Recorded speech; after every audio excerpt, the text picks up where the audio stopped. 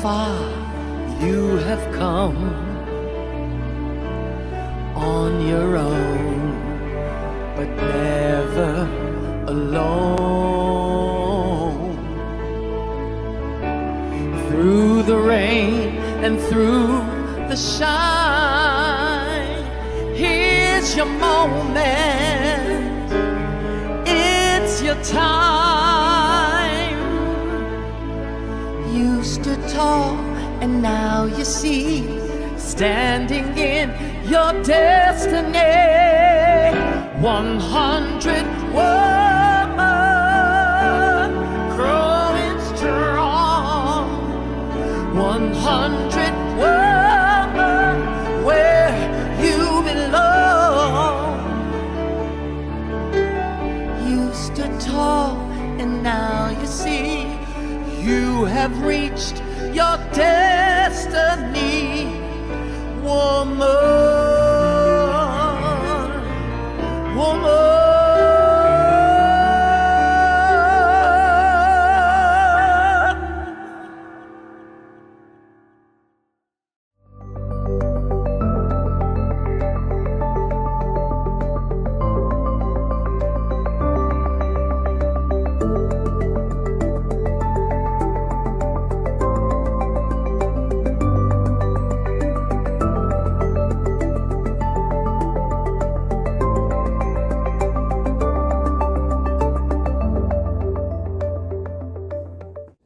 As people of African descent, we offer this land recognition in solidarity with the indigenous peoples of Turtle Island in the efforts and deliberate intentions toward decolonization.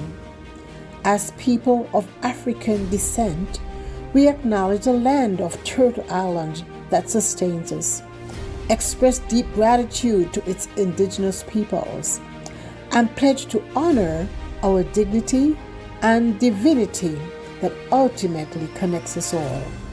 By Kay Johnson. Welcome to 100 ABC Fireside Chats. 100 Accomplished Black Canadian Women is a bold project initiated by co-authors and co-founders, the Honorable Dr. Jean Augustine, Dr. Denise O'Neill Green, and Donna Jones Simmons. Our mission is to celebrate and archive the professional accomplishments of trailblazing Black women from all across Canada. The goal is to create an ever-expanding database available for current and future generations via print media, public and private libraries, as well as our website, which is www.100abcwomen.ca.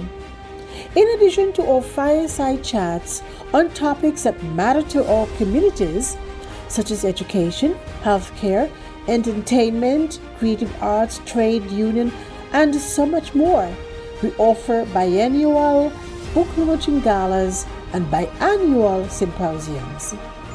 The co-authors and co-founders would like to take this opportunity to thank each of you for attending today's fireside chat. We know that you will find these sessions educational and inspirational. So sit back, relax, and hear from our brilliant and talented honorees. Hello. There we are. Hi, I'm Sarah Nyango, and I'm going to be moderating today's very exciting episode of the 100 ABC Women Fireside Chats. And I'd just like to put this conversation in context with some statistics. Black women entrepreneurs in Canada are a rapidly growing yet underrepresented segment of the business community. They make up roughly 29.6% of all Black business owners. And while often founding firms in service, retail, and health sectors, they face systemic barriers, and over 80% relying on personal savings due to limited access to traditional funding. And on February 22nd, 2023, Basiru Gay from Statistics Canada published a study entitled Black Business Owners in Canada, And the Black Entrepreneurship Knowledge Hub team used the lens of Black women entrepreneurs to outline some very interesting facts. For example, when it comes to representation, Black women represent only 0.63% of all entrepreneurs across all races in Canada.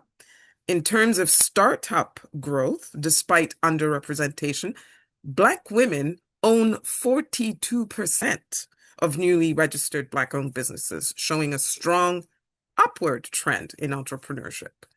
Less than 1% of Black women entrepreneurs receive venture capital funding, and the majority of their businesses, 80+%, are small businesses with fewer than 5 employees. I will put the link in the chat for people who are interested in reading more from this study. But you are here to hear from some wonderful 100 ABC honorees who happen to be Black business owners and women. And I'll just introduce them very quickly, and then they'll tell us more about themselves. Joseph Sindani is the founder and CEO of JS Group, a construction and property services company based in Ontario. She's also the founder of the Black Enterprise and Trades Network, BETN, and she's going to tell us more about that. Latoya Belfont is an award-winning entrepreneur, best-selling author, publisher, educator, and speaker. She is the founder and CEO of LabWorks Publishing, Inc., and the co-founder of Brandality Solutions. And she's going to tell us more about that.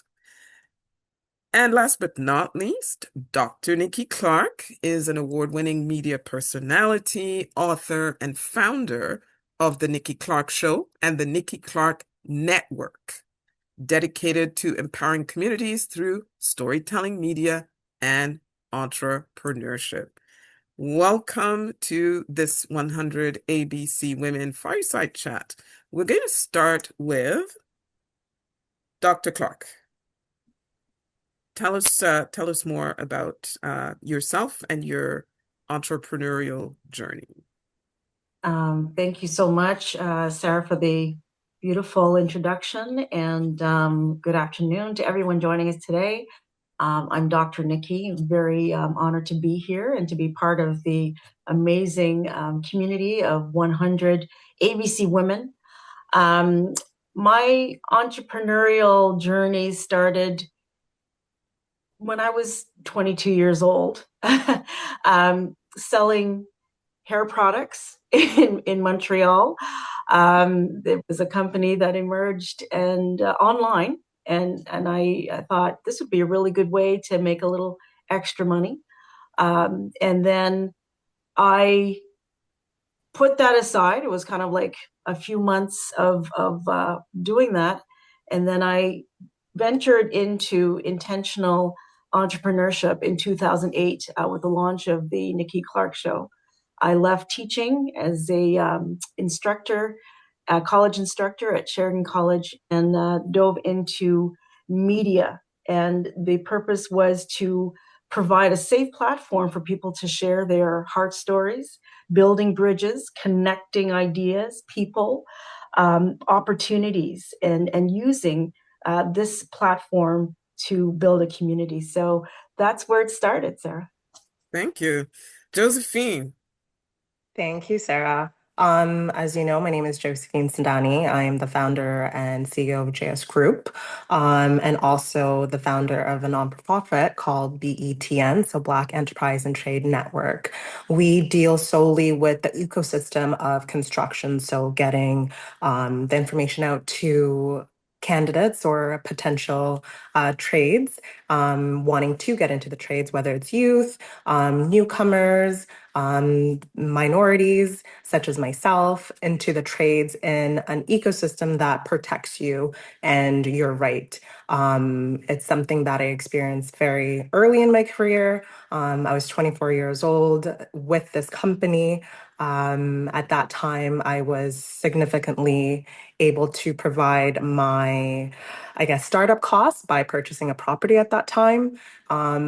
Little things that I've learned and went through, including losing over $500,000 of property, investments, because I was in an industry that I had very little understanding of, especially as a Black woman. So I'm definitely gonna give my insights and hopefully save someone else from failing as big as I did. But definitely the resilience is there, and I can't wait to talk about it. So, yes. Well, thanks for that. So we've looked at someone in media, someone in construction, and now we go to publishing. Latoya. Hi, my name is Latoya Belfon. I started a publishing company about 5 years ago, but I've been an author for many years. I got into entrepreneurship years ago. I really didn't want to consider myself an entrepreneur because the idea of an entrepreneur was always a start and fail business idea. So I never liked the term. But I started doing hair in my 4.5 apartment. I had my little salon and nails and side hustle was side hustling at that time. Over that course, I began thinking about ownership. As soon as I published a couple of my books, I started to think about who owns the right to these ideas. And it has to be me. From relationships like Josephine, I had bad relationships with some things before that made me realize I need to be in the know about what I'm saying and what I'm doing with my intellectual property. So that became the start of Labworks Publishing. Now I teach people how to maximize on their ideas, how to protect their ideas, but also how to profit in different areas. I also co-founded Brandality Solutions, and that's where I do a lot of the work, which I will be talking about today. It's a branding creative solutions company. So we provide anything that you need as a new company, especially. We've worked with helping companies apply for grants, work on their capacity building, and maybe looking over their strategic plan or creating a strategic plan, looking at their branding, doing a brand audit, and always looking at how they can become sustainable. So those are some of the things that I've been doing over the past few years. Great. We're gonna get back to that in the segment where you give advice. So all of you started in a career, you were employed by somebody else, and some of you had side hustles, and then you decided, you know what, I want to work for myself. For each of you, what was that? What was the aha moment? Nikki? The aha moment happened when I realized that I could have freedom.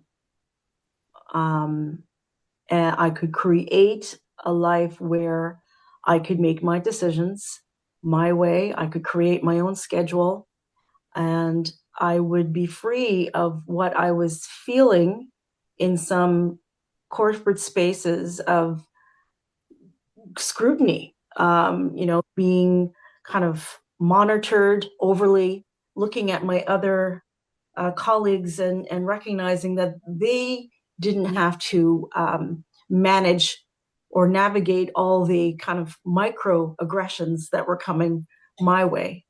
And I said, okay, I can just take a leap of faith and I can recognize that there is a rainbow on the other side of what I was dealing. It felt very dark at some point, and manage my life that way. And that's why I took an entrepreneurial leap of faith. Josephine? I actually started in physical health. I ran track competitively for a very long time. And because of my background, I am African, I was first generation Canadian. I was told that I need to go to either being in the medical field or a teacher. Construction was not a conversation to be had, especially from my mother, who is extremely educated. She has her master's. She went to school in Italy. So for her to come to a new country and allow me to explore other careers was just not a thing. I had to wait until I came to Canada, went to university, then college, and then finally got into construction. So my entrepreneurial journey was definitely not linear in any way. When I have these conversations with myself or my mom, I always say the I love the strength you placed in me, but I wish you allowed me to explore other aspects of careers that I thought I would enjoy because I love being like working with my hands. I love being technical. Again, STEM wasn't a conversation at that time, and construction was like, once I started, I was like, this is for me. The sad truth of it all is that one, construction is not very kind to Black women. Two, it's not very kind to mothers. Just the scheduling and the support system was not there. And that's something I am actively working on removing. So it's something that I communicate to people so often, is that you're not alone when it comes to this entrepreneurial journey. It requires a family and it requires mentorship. So it's okay to start something, fail, and I guess recalibrate, move to the Hmm. next thing, align yourself up with something that you solely want to do, because we're here for you. Hmm. And Mhm. we're going to come back and talk about how you do that with BETN, right? Yeah. So, Latoya, what was that aha moment for you? Well, I still teach, so I'm also a teacher and I program manage from here to here. But honestly, there was just a moment where, so for me, okay, I published one of my biggest selling books. It's called Grandma's Hands. And sometimes when you have an idea, you get out there fast as an entrepreneur. And I got out there, I'm doing it. It became bestseller. Yeah, yeah, yeah. But the book belongs to Amazon. The book How belongs to does that work? Amazon How does that work? because I didn't have the knowledge about ISBNs. I didn't have the knowledge about ownership to have my own publishing company. So whenever Amazon KDP could feel like Latoya Belfon does not exist as an author of Grandma Hands, they can do that. And so that was the moment for me where I was like, I need to become the boss. I need to have the no. You can't decide what happens to my book when you want. And trust me, that has happened to many authors. They've pulled their books off of, and it's gone. The data is gone. It's just invisible. No longer, your book is no longer sold. One author actually told me that they've pulled his rights from the book, but they continue to sell it. That's what Is happens that when legal? it's the ISBN belongs to Amazon KDP, so it is legal. Oh. These are the things that I was being witness to that I said, no, I have to become a business owner who owns my books in all capacity. So that's when started my company. Mm, wow. Hmm. So, okay, you decide to launch yourself into the entrepreneurial journey. Nikki, in the media space, like what were the challenges that you faced in this very competitive and very fast-changing sector? Yes, absolutely. Yeah, a lot has evolved in the 17 years of being a producer in this media space. But the biggest challenge was the corporate backing, was to get the funding, seeking those funding opportunities was very, very scarce in the beginning.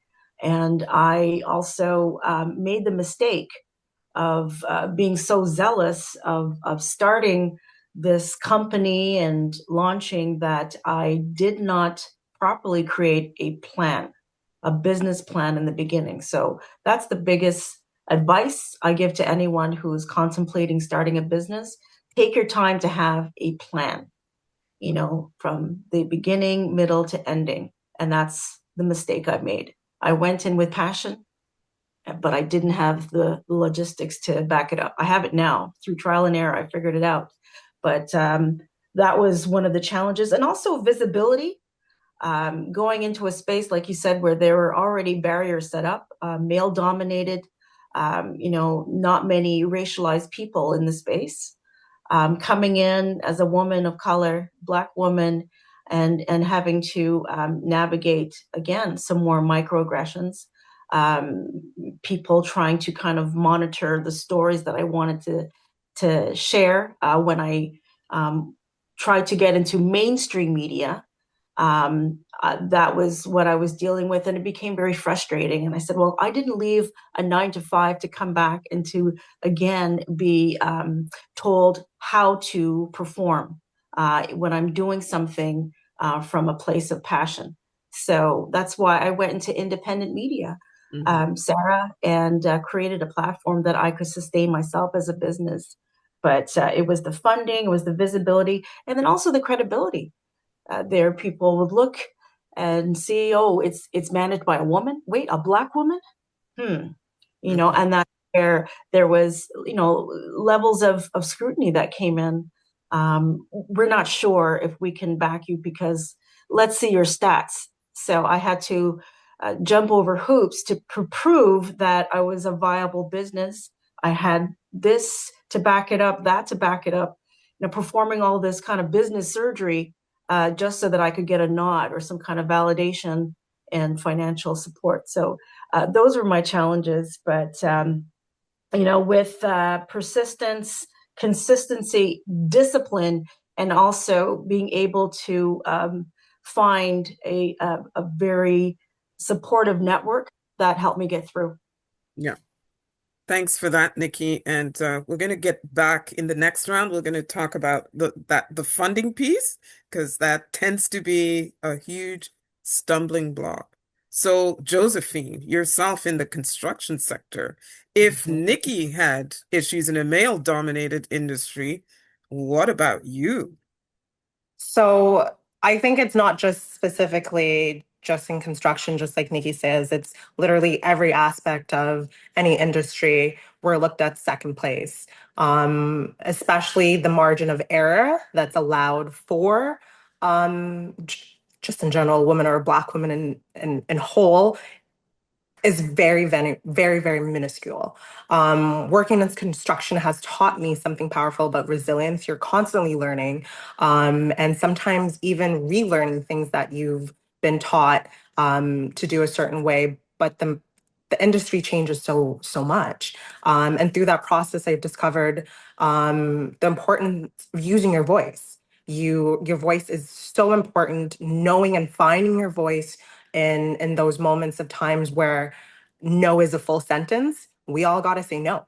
And believing wholeheartedly that your plan, as Dr. Nikki said, is there. Learning to say no, setting your boundaries, and standing firm on your values is part of the growth of an entrepreneur, and it's part of leadership, and it's part of building something that is beyond us, because all this hard work that you're putting in currently is going to go for multiple generations. So me kicking down the door for construction as of right now, I'm doing it in such a way that I'm thinking outside the box. I need to think outside the box because everything that has been done has gotten us to this moment right now where we have a housing crisis, where we have shortage of labor, where we can afford $3,000 for a one bedroom apartment, and we have no ownership in that. We're giving that money essentially to someone else, and it's not to say that you have to own a property to see generational wealth. Even if you don't own a property, housing should not be $3,000 a month for a one bedroom. You have a family, and with the stats of how housing is supposed to be, $3,000 is your base minimum for a week. So you got to be making nine to $12,000 a month to live comfortably, and that is absolutely absurd. So this is why what I'm doing, whether it's with BAT or JS Group, is so important, because I want to build houses that become homes for all of us. So it's a learning curve, it's a battle, but someone has to do it. So Might as well be you. might as well be me. Exactly. Latoya, the challenges you faced once you decided, okay, I want to be the boss of this, all of this content. Yeah. that publishing. No direction, no mentorship, nobody knows. Publishing is the statistics for publishing, what, 5% authors, even less as a Black publisher. No mentorship, like the value of mentorship and the value of network or knowing someone who knows someone who knows someone. People take that benefit sometimes when you share resources of, hey, I know someone, you take that for granted because there are some markets or some areas of entrepreneurship that you don't have any idea of how to go, how to get anywhere. And that's what happened when I started my publishing company. There was nobody in my community that I could say, do you know how I can get started? Do you know how to register your business? Because actually, a lot of Black businesses are not registered. Do you know how to get my publishing company legitimized? I couldn't. So I had to problem solve, research, call, even media connections. I started to publish authors. How do I get their books out there? I had to build from scratch. I had nobody to say, hey, I have someone who works at this TV station. I can give you their number. People are so guarded with that information as well. So I Hmm. had to build, and that building meant that I created my media kit, which I didn't know at the time was a media kit, and I would relentlessly email and Facebook. Whoever took the bait, I was just ready. And it happened. Hmm. One took the bait. They came, they asked, they wanted to hear more. And that started a beautiful relationship that I still have to this day, over 5 years. So the most important thing I would say, I wish I had, was mentorship. Just someone even to say, this is needed because it was truly needed. Hmm. I didn't really plan to have a publishing company, although I wanted to have ownership of what I was publishing. I didn't really think about making that room for others. That was a sacrificial act, actually, when I decided, let me help others instead of grow myself as an author because I was new. But I Hmm. realized once I placed myself out there, there were other stories in our community that needed to be told. They were finally like, yes, I want to get my story out there. And finally, there is someone I know that can help me. So this is why it's so important for mentorship. This is why it's so important to share resources, like even what we're doing here for the community to know who's out there and who can help me to advance. Because that's what the other communities are doing. Nobody's starting from scratch like we are. Exactly, exactly. Thanks so much for that, and thanks for giving back that way and Yeah. making sure that other people don't have to go through the challenges that you went through. So I did say we're going to talk about access to capital because that is one of the biggest stumbling blocks for startups. So the strategies that have helped you to navigate access to capital and the strategies that have helped you to build sustainable growth despite, we in the title of the chat, it talks about shifting economy. So a lot of uncertainty. So what strategies have you adopted? Nikki, in the media sector. Yes, Sarah. And I just wanted to also preface a fact that I discovered over the last couple of days. 84,000 people as of February of this year are unemployed. 84,000 people. And if we were to speak about our Black sisters in the United States, over 300,000 Black women in the United States have exited the workplace or have been forced to leave. So that is astounding. I was raised with, this belief that if I work hard, I can receive the fruits of my labor and I would be rewarded. There would be security in having a 9 to 5. That hasn't been my experience. I don't believe that there's necessarily 100% security in having a 9 to 5. So this is where entrepreneurship is vital, and the backbone of any national economy is based on small businesses. based on entrepreneurs. So for me, what I have developed is, a model for which I can charge and make it a charge for a service that is of value, and to not back down on what I'm worth. Stick to my value and stick to my charge. I think a lot of people in the beginning of their businesses may struggle with that, so that they can have volume of clients, but not necessarily charging what they're worth. So that's really what is important. Understanding what is the expense, what is the value of the work, and coming up with a happy medium to provide for your clients. The other part is your network is your net worth. So if you can find strong partners, so that you may not have to dip into your pocket to pay for certain services or products. You can lean on your partners. You can leverage each other by saying, okay, I need printing done. Can you give me a certain, support there? And then what can I help you with? So you can, do this barter with partnership, and also funding opportunities. You have to get out there. You have to network and see what is available. Go online, do your research, and find out where you can apply for grants, loans, and then just keep at it. If you get a rejection, that's just one. It's a numbers game. You have to keep putting out the energy and just seeing what you can source so that you can scale. Thanks very much for that. And in terms of grants, people have to remember that these government grants, that's our money. Okay? It's our money. It's not that you're begging people for someone else's money. Our taxes contribute to the pool that creates those grants. But I digress. Josephine, I access just to want to capital and make strategies. I do want to go with that, but I just want to mention what Dr. Nikki said earlier about making sure you identify your worth when it comes to charging correctly.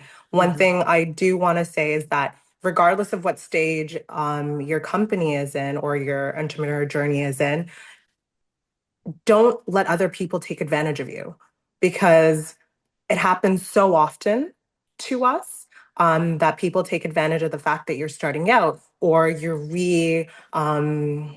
readjusting your plan in terms of what you want to do as a business. Someone once told me, like I said, no is a full sentence. So if the project or the money that you're getting is not representation of who you are and the amount of knowledge you have, forget it. It's okay. And that's something that we have to continue learning as we grow the business, as we get bigger, as we create an ecosystem where we're hiring people. It's okay. People who understand what you're doing will be more than excited to be a part of it. And that's something that we have to understand. But yeah, so back to accessing capital. Is that right, Sarah? Yeah, and the strategies you have used to be successful in So accessing capital. Um, like we mentioned before, 2% of venture capital funding globally is provided for Black women. So just think of how minute that number is. We are here changing lives, um, doing the studies, figuring out what is wrong and coming up with a solution. We may have solutions for multiple aspects of multiple industries, whether it's construction, media, allowing other people in that space, but yet we're not getting any funding for that. So to be honest, when I first started, I didn't fully understand the importance of structure and financial strategy. Like many entrepreneurs, it's something that you learn as you go, but my learning was literally $500,000. So I purchased property in Hamilton, wanting to revitalize the community, having that ability to be like, here's the drawings. I've already done all the legwork, presenting it to other people and other investors, and literally telling me that they just want to buy out the project and remove me completely from it. So I designed everything, I own the land, everything like that. but I had no access to capital to put through this amazing project. But literally right next door, right across the street, they did the exact same thing that I wanted to do, made $1.4 million and continued on. And now they're a bigger company now. So to think that 7 or 8 years ago when I did this, I could have had an ecosystem, and I go back to again, ecosystem of being able to provide work for our community, being able to provide access to affordable housing. And again, greed was never my main priority. Money will always come. I say this so much. Money will always come. If you're true to what you want, capital isn't just about money. It's mentorship, like we said, it's industry associations and access and partnerships. Whether you're in technology, retail, or construction, entrepreneurship, we have to focus on building that trust and building that structure for the long-term value. So yes, I completely and wholeheartedly believe that capital is there, but grants, that's something I never knew. There's Mhm. grants for housing, there's grants for Black women. There's so much out there, but we're not exposed, and nor do we have the information to make the right decisions um, to continue on building. So these talks, these interacting with people that have been in the industry for years and years and years, these are so important. These are so important because 10 years ago, I would have saved myself lots of headache and lots of tears and lots of stress because I need you guys as much as we need housing. Mhm. And not everyone wants to do the same thing, but I chose construction. Mhm. So let's make it happen. Let's work as a community to make it happen. Thanks for that, Latoya. Ooh, where do we start? So, entrepreneurship. So, first thing I would say with entrepreneurship, give yourself time for growth. Be consistent, but give yourself time for growth. Sometimes it takes about 5 years to see real profit. So sometimes we could get into the habit of quick start and then, okay, I didn't make 50,000 this year. Okay, scrap, move on, next one. We have to give time for growth. And give it how you would get time for growth is what Dr. Nikki first said, having a business plan. It's Mhm. sort of the first step to a strategic plan. And this is going to give you a guideline of how you maneuver through. I also think to become stable in this economy, you have to have risk management skills all over your business. It's how do I keep going when uncertainty arises, something threatens my business, a war is happening. How is it affecting the things that I'm doing right now? How does it affect my business? Okay, prices are raising for food, and one of my company is providing this type of dessert. How is this going to affect my business? How do I pivot? The ability to pivot, to be flexible, to change course as events arise is something to be studied. Not everybody possesses that skill, which is why we get stuck sometimes in a failing idea and not learn how to pivot. Okay, I don't have this product. How can I move over to the next? The next thing I want to say is that to access capital and funding and things like that, grants are a huge mine, but you have to be grant ready. You have to have your business registered. Forget about looking if you're not grant ready because you're going to miss the opportunity. You're going to miss the opportunity. Do you have a bank account for your business? Do you have the human resources? How many of you are on the team? And if you don't have the human resources, because sometimes we're the only person who's doing 5 or 6 different tasks in our business, that's normal. But do you have the partnerships, as Josephine was saying, partnerships and collaborations? Do you know a business who does accounting? Do you know a business who does production of certain things that you can have as an alliance to help make your grant become stronger? Do you have your mission and your mandate? Do you have the documents that are required to show that you have the capacity to handle the money that they're going to give you? I do lots of grant with Heritage Canada. Do you have the capacity to handle a 6-figure grant? Do you have the capacity? Do you have the knowledge? What are the people on your board? What do they carry with them? Mhm. What is on their portfolio that shows your capacity to execute your program? So I say get grant ready. Understand what you have in your company, your goals, your expected outcomes, your program, your projects. Understand the things that you need to show that you have they want to know, okay, they love your idea, you're going to help the community, blah, blah, blah. Do you have the capacity to execute this program and use the money wisely that it returns back an investment in that the community is actually built from your program or from your company for the government? Mm. And I think like this is one of the biggest problems our businesses have because there's a lack of knowledge. There's Yeah. a lack of network to say Mhm. this is how you get grant ready and this is where the grants are. Who's Yeah. sharing where the grants are? Thank you so much for that. I need a t-shirt that says "Be grant ready." Like that.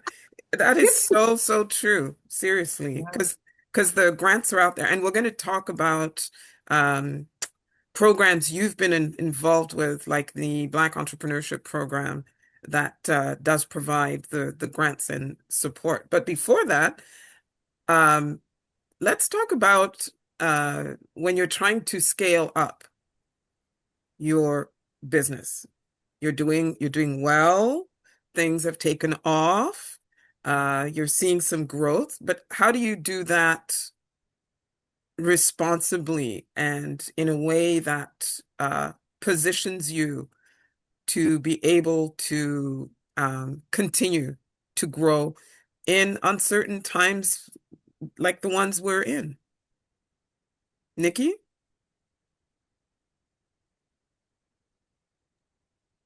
Um, yeah, thank you for that question. What I do consistently is I observe. I step back. I look at the growth of my business, and I look at the challenges, and I look at what I need to do to evolve.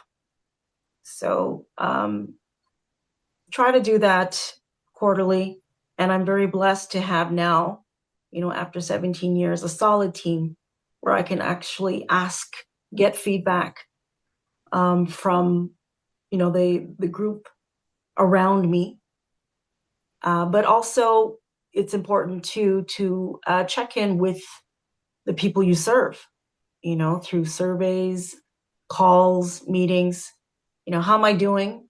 Is this working? What changes do I need to make? So there's a matter of taking stock, taking accountability of what service or product you're providing, making the changes so that you stay relevant, so that your business can stay buoyant in a way. And I mean, I consider myself a uh, a constant student. I thirst for knowledge, so I always find ways to connect with sources that can, you know, move my business further. To stay in that lane and to just to also very important, the you if you are in a business, you have to also have the balance of your own health. So making sure that there is the self-care balance and the business balance, which is something that I have to admit I did not pay attention to in the first 5 years of business. And I think Latoya alluded to that in the first 5 years, it's very challenging. It's a make or break. And a lot of people like hang up the phone after 5 years because they don't see any growth. But I've learned in 17 years, a lot of growth means grace. Give Mhm. yourself grace and be kind. So. Mhm. Thanks for that. Josephine. It's so funny what Dr. Nikki said is that this year or in the last 6 months, I've been attending my son's soccer and playing more chess with both my kids because I'm allowing myself time for myself. I understand the importance of my business and what I'm doing, but I also have come to understand that my kids are not going to be there as children very much. And I think Erica's watching, whether she's on YouTube or on Zoom. She works for an extremely large construction company, and the amount of times that she says, "You're working too hard.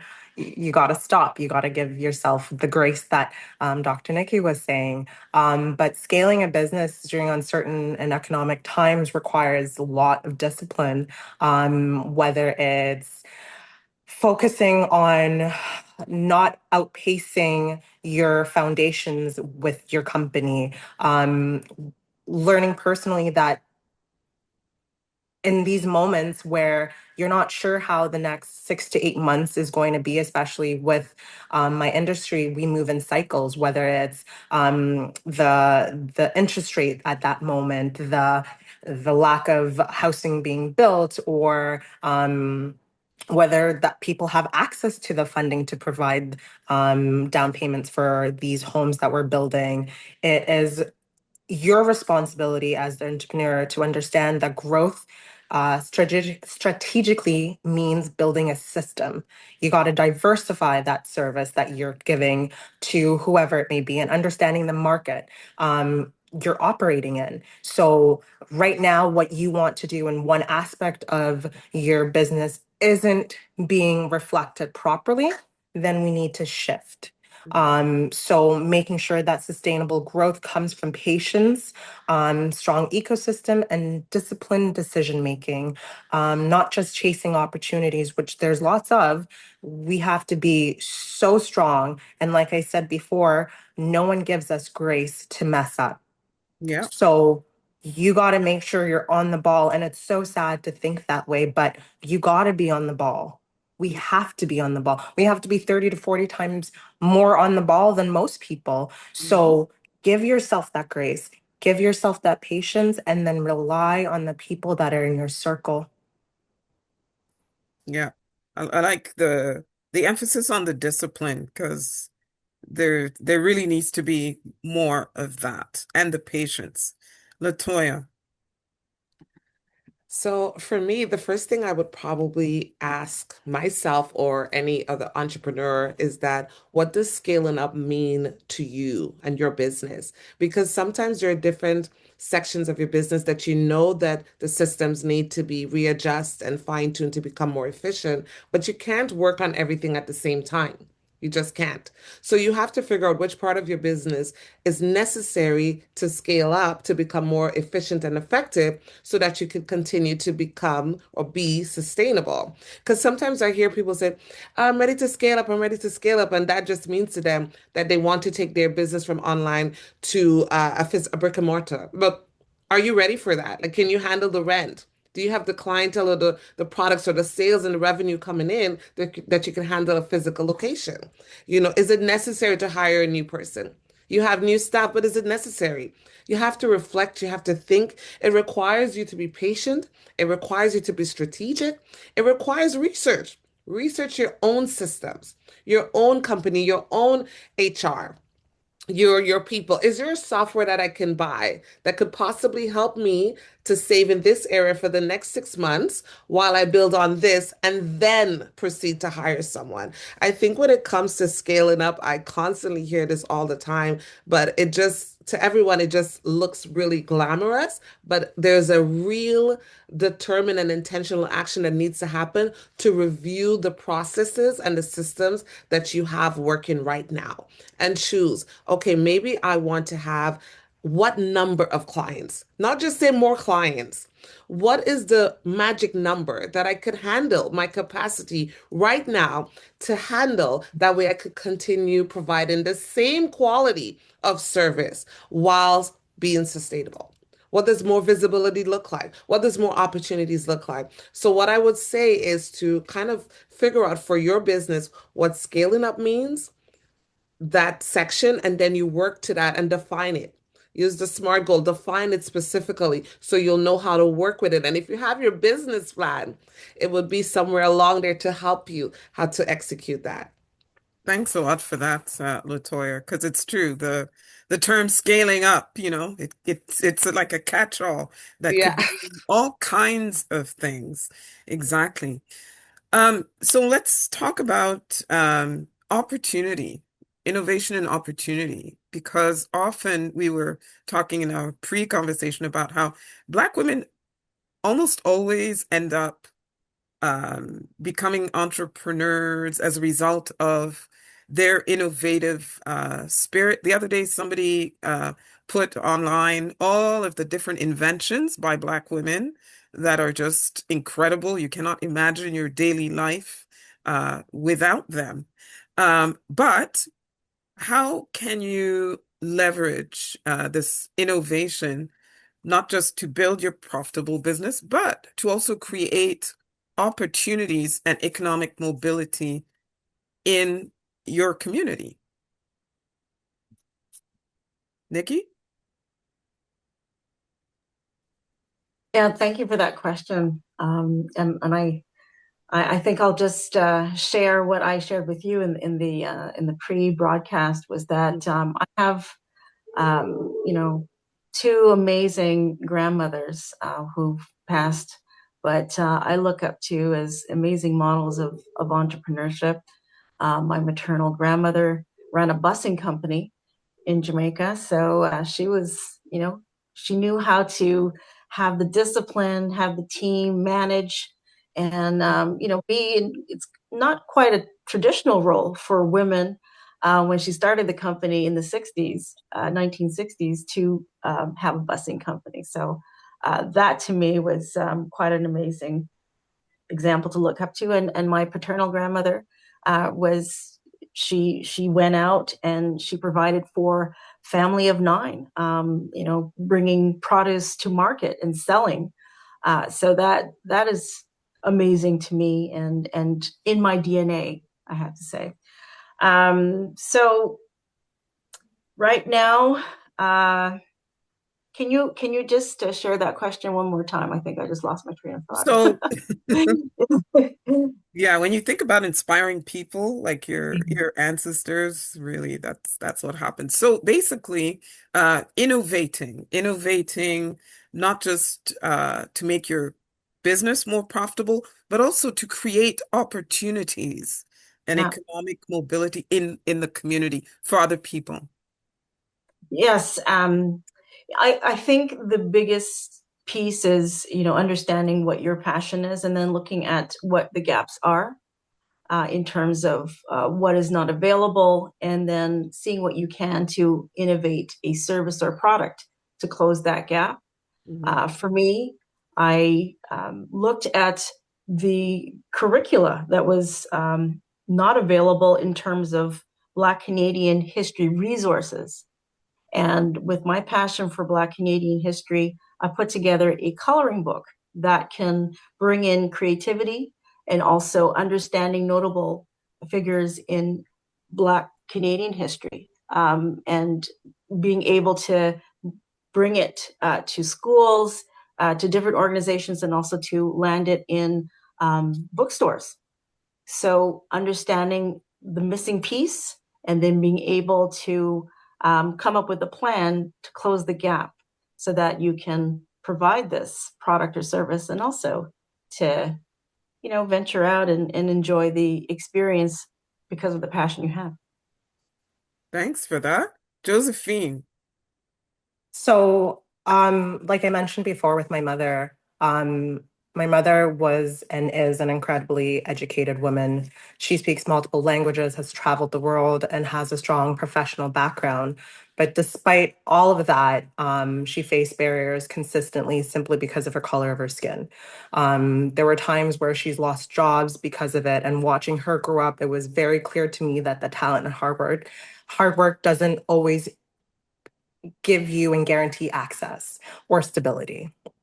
That's one of the reasons entrepreneurship became so important to me, is because I wanted to control how I approach a situation and or approach a problem, whether it's in reinventing it or re-innovating it or allowing others to have the opportunity in the field that I'm in. When traditional systems limit the opportunity for entrepreneurs, it allows you to create your own pathway, even if it's very, very difficult. In my industry specifically, we're currently facing a huge skilled labor shortages, with 85 construction workers that will be retired in the next decade. And that number is a small fraction of what they think it actually is. At the same time, young people, especially those underrepresented in our community, don't always know how to access these careers. The gap is where innovation and entrepreneurship becomes so powerful. So my initiative, BTN, we focus on connecting training and mentorship and real employment pathways because we don't want to be looked at as second class, especially in this industry. We want to innovate, create better forms of construction, better forms of building houses, and better productivity because at the end of the day, our stakeholders are going to be raking in the money. And at that time, it creates again an ecosystem where we are able to provide for ourselves and take care of our family and take care of ourselves generationally. And another side note is that because innovation isn't just about technology, it sometimes requires simple creating pathways where one didn't exist before. So, as a Black entrepreneur, we are uniquely positioned to do so much because we're so resilient. We have gone through so much over the last 200 years. And between our industries, all three of us currently here, all four of us, sorry, communities and networking, which allows us to have these opportunities for others is where we're going to set ourselves differently than our previous generation. We have always demonstrated that we are resilient and strength is in our numbers. So the next step is making sure that we're not just surviving in these spaces, but we're leading and innovating and opening the doors for everyone else that we want to come into these spaces. And that looks like partnering up with industries or people that like my S1 safety, they have 24 different languages. We're not a unilaterally language-based country, which is French or English. We have so many people with so many different backgrounds, and maybe English isn't their first language. So having access to services that provide different languages gives them an opportunity to come into construction. So we have to speak about it, we have to push it, and we have to really create the spaces for ourselves and our communities to create that innovation and build those opportunities. So yeah, that's my take on it. As a translator, I very much appreciate your last comment. I Uh, might be coming to talk to you at some point. Anyway, I digress. Latoya. When it comes to innovation, I guess what I can add, because the women really expanded on those ideas. Um, Before earlier, I had spoken about the capacity to pivot. I think innovation is a part of that skill because once you start to see things are changing in the market, especially for those who have been, seeing what has been happening with AI, how long have did it take you for you to start sitting down and thinking about how will this change my business? 2 years, 3 years, the onset of certain things. You have to be so sensitive to what's trending, what's not trending anymore, how the market is shifting, how often are you doing market analysis? These things, which is the foundation of, okay, it's time to get creative. What can I innovate? What could I create that's going to help me to sustain my business, what I have going on, or help me to grow in a different capacity to meet the change in demands?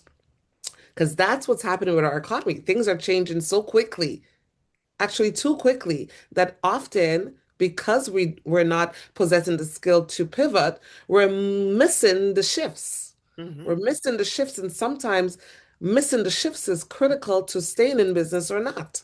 Hmm. So right now with what's happening, how are you analyzing how this current shift with AI or what's happening in markets in our economy going to threaten your business?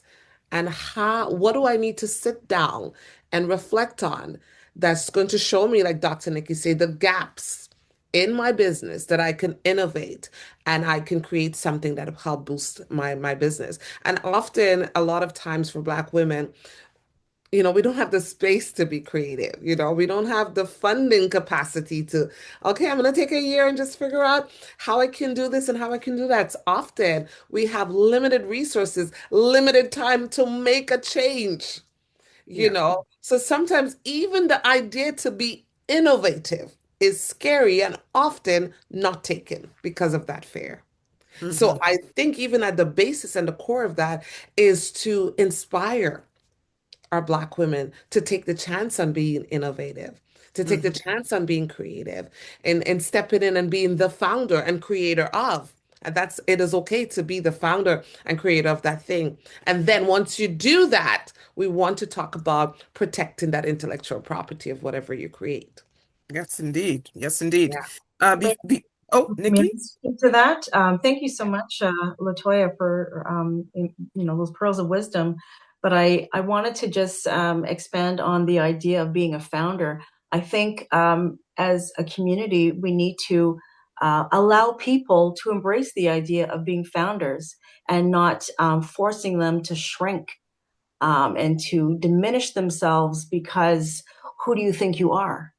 Those voices that can trickle in, so I know through what I'm doing through the Nikki Clark Network and the mentorship work, I am allowing students that come into my space to be themselves, to assess their abilities and to flourish and let them know that, yeah, you can do it, and you be bold, be audacious, and that's okay.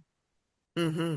I'm sorry to interject, Yeah. but as Dr. Nikki, sometimes those voices are your own voices that are negative.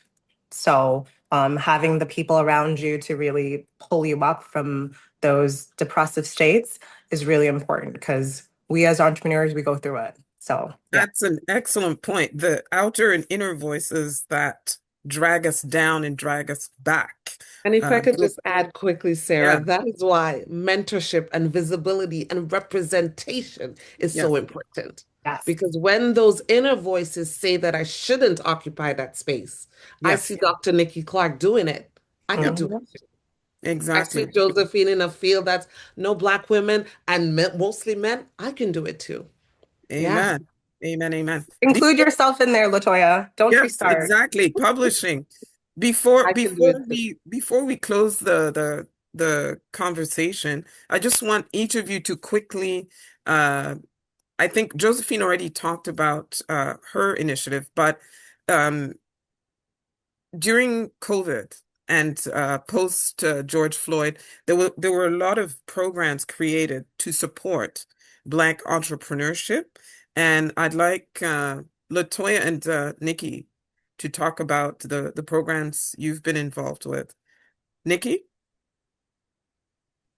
Yes, absolutely. I was a former manager with the Canadian Black Chamber of Commerce, which was founded in 2019, a nonprofit organization there to support Black entrepreneurs, whether they're at the startup stage or seasoned business owners, through the collaboration with BEP, the Black Entrepreneurship Program. There was money set aside to incentivize people to come on board to be students under certain programs, depending on what area of their business. They could also be connected to mentors that would guide them through the planning, the funding to help their businesses scale. So I was witness to these amazing programs that continue, that are thriving. And another part of the mission that I was happy to develop were innovation hubs, which I think are extremely important to have. And I hope that we can all experience what that is. Innovation hubs, having specific locations throughout Canada, whether it be a pop up or a permanent space, where entrepreneurs or those considering entrepreneurship can go in at no cost to them to speak to a resourceful person to get the information to start. How do I start a business plan? How do I get grants? Am I alone? So many entrepreneurs are in isolation, and where these innovation hubs are important is that they bring community together. So that was my experience, and I love what is being done, and hope they continue. Thanks for that. Latoya? Big hope. That's a big hope. I really hope that some of them continue because I know with the lack of funding that I think I'm not sure if we're going to get continued funding of that 189 million that was dispersed, and with communities or organizations like Group Set, who has been spearheading along with other Black organizations how to disperse the funding through grants for not-for-profit, Black not-for-profit organizations in our community. So I've worked with Group Set as an outsource of business consultants. So I helped a lot of not-for-profits figure out how to build their capacity when they receive their grants and how to use the money to do the activities and initiatives that they said that they were going to do. What they've done is that they have a mentor for these businesses. So if you do get to go through their program, even if you did not receive a grant, you have access to some of these workshops. So I think what the value is you're adding in the education alongside the funding opportunities. But I think what it is that the process is not as easy. It's very taxing. There's a lot of paperwork, and that can often, be somewhat of make sometimes businesses not want to do Yeah, these turn types of off. processes. A Yeah. big turnoff. Hmm. Heritage Canada, there's many opportunities. If you're a business, write this down. Heritage Canada is one of the biggest platforms for grants in our country. But getting grant ready, but also having the education, having the knowledge, having the mentorship. So Group Transet is one of the places that do all of that. You also have FACE Coalition. FACE is also one of the big organizations, Black run, by Tiffany Callender, that helps you. If you're not into the grant where it's free money and you're looking for loans, then that is FACE. They help you go through the process of even being loan ready. That means credit score, paperwork when it comes to your banking and other things like that, or how to fine tune your business plan and your strategic plan, because those are things that you have to show when you apply for loans. So a lot of the programs, what is key here is that you need education. You need access to the education, and they often give that with these programs, which is what I love. But most of the companies, when you receive the grants or you receive the loans, it's never the thought of how to sustain this. You cannot think that grants are always going to be accessible or that the company is always going to be able to give grants out because a lot has changed with Groups Set from 5 years ago to this year. How many companies would be able to get grants that that has changed? So Hmm. we can't just depend on grants. When you receive the grants, you have to think about an income generating idea, something in your company that could continue to bring something into you if grants does not come my way. Do not Hmm. fully sit down and depend on grants. Hmm. That's excellent advice. We're coming to the end of our conversation already. I can't believe it. We could have gone another hour, but this is the part where I ask you to give, one really big nugget of advice to, any aspiring entrepreneurs or entrepreneurs who are discouraged right now, given the uncertain times we're in. What advice, what parting advice would you have? Josephine. Um, Most founders experience moments of despair, financial setbacks, difficult decision making, and the environment changes so often. So, when you think about being resilient, it's not just about surviving difficult moments, it's about adapting and continuing to build. If you have a passion and something that you want to provide to the world, I always say a good idea is a good idea. It doesn't matter if no one is listening to you right now. Keep on looking, keep on accessing people and networks, and don't just look at Canada. In all honesty, the world's a big, big place. And just because you haven't found someone here, there's a multitude of people in this world that will be so happy to be part of your idea and your business plan. So don't give up on yourself. Understand that resilience is a part of entrepreneurship in general. And when you look at it, the world is a big place, and there's more than just 46 million people in Canada that believe in you. There's a whole plethora of people all over the world that have the same problem in their space that could benefit from just having a conversation with you, and they could get excited and provide you funding and or an ability to grow the business. So don't always think locally, think bigger. Mm-hmm. Honestly, think bigger. Yeah, great advice. Dr. Nikki.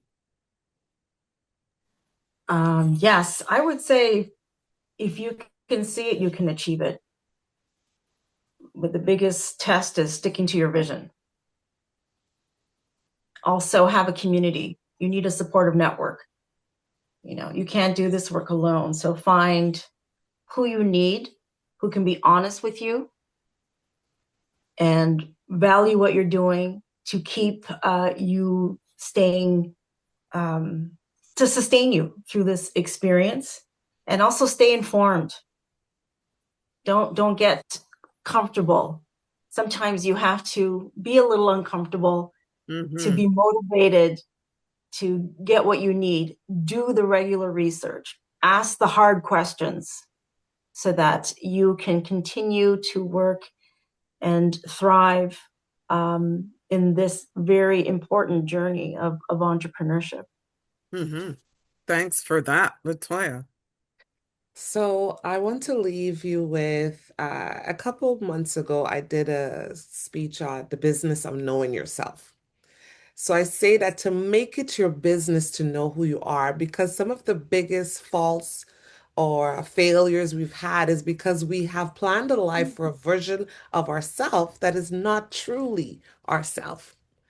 And I say that in everything, I came across my project management certificate probably a year and a half ago, and I learned about planning fallacy. And I'm like, people really underestimate how much time, money, effort, or risk it takes when you start entrepreneurship. And so you plan yourself with this big idea of, I'm this boss and I'm this whatever, and this is going to take me 1 week, but then it ends up taking you 5 months. This will launch in a few weeks, but it end up never launching because you're planning for a version of yourself that does not take into consideration the reality of what it happens or what it means to run the business that you have decided to do.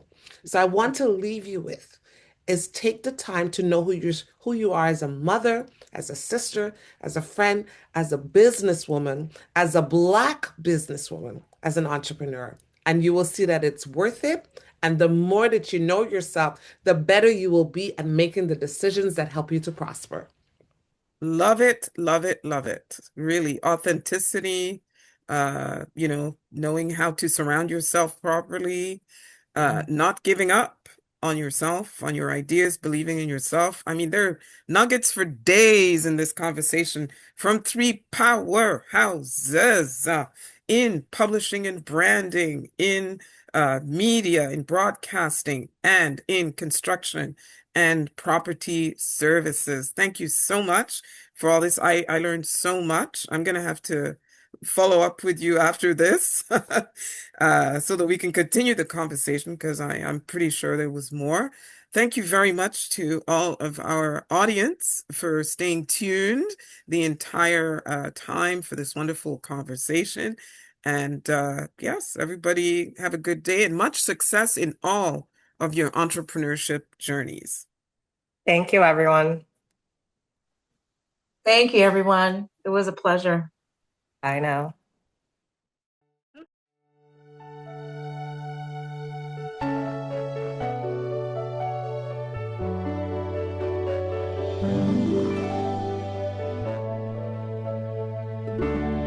Look how far you have come on your own.